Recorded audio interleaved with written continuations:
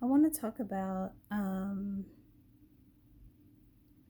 when I started to realize that I had a problem with fibroids. Well, I didn't really know what the problem was, but I knew I had a problem because I had started using, first of all, the fatigue was off the charts to where I didn't want to wake up in the morning and I wanted to take a nap in the afternoon. And sometimes it was so bad I would take a nap in between calls.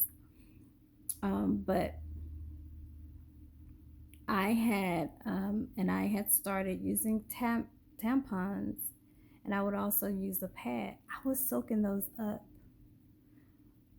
within an hour and a half.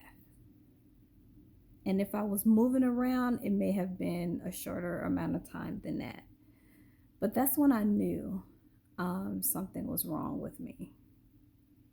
Okay, that was my first sign: the fatigue and the soaking of the tampon and pads.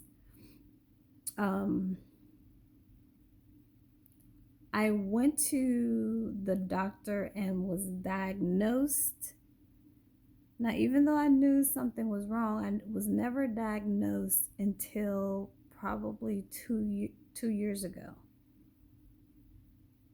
when I was in my late 40s. In my late 40s, I got diagnosed by Dr.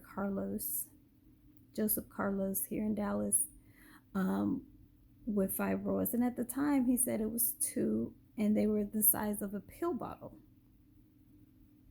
right?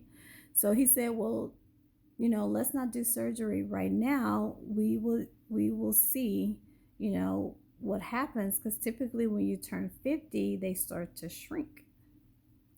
But mine, after 3 years, mine were growing. When I met with Dr. Monica, she said one was the size of a grapefruit. And it definitely made me look like I was about 6 months pregnant. Um, so she said at first, she was like, well, we'll see if you have any problematic symptoms. And I definitely had problematic symptoms because I was still, even though I had a diaphragm, I was still bleeding heavy. For a few days, the fatigue was off the chain. I was just always sleepy and tired. And I started getting constipation really, really bad. And I hadn't had that problem in years and years. So she was like, and I had back pain, really bad lower back pain. And she said, and I thought that was because, my size of my breast. But anyway, she said, well, we need to go ahead and do a sonogram. And then when they did the sonogram, they found that one of the tumors was a very large size. And she said my cervix had started opening.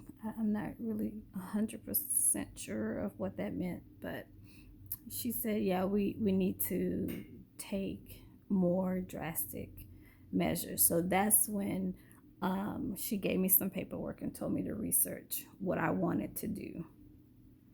Um, and I was going to go with the vein, the vein shrinkage to the vein, but I decided not to do that and just do the hysterectomy, um, and leaving my ovaries. So yeah, we'll see. I have everything scheduled.